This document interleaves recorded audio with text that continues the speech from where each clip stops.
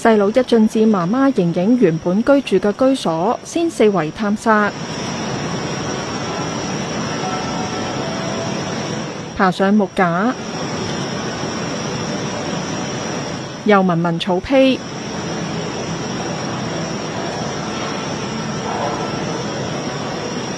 家姐就非常自在行 catwalk， 展現越嚟越好嘅平衡力。呢對龍鳳胎唔經唔覺已經9個月大，重超過21公斤。園方話佢哋嘅體能正穩健發展，越嚟越鍾意探索四周、挑戰自己。擴大棲息空間能夠進一步鍛鍊佢哋嘅生活技能。細佬一眨眼就爬到上樹頂，原本喺樹下食粥嘅媽媽瑩瑩都忍唔住望佢一眼，唔知係咪叫佢小心啲呢？細佬之後又模仿媽媽瑩瑩食粥嘅姿態，但未能夠成功進食。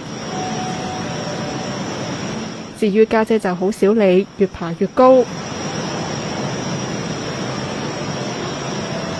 海洋公園話，為咗提升旅客體驗，下星期2起觀賞瑩瑩一家3口嘅公眾唔使預先領取時間票，只需要事前喺展館外排隊。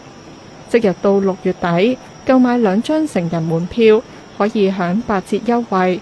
下星期1起到6月底，買3張成人門票就有7折。香港電台記者雷怡報導。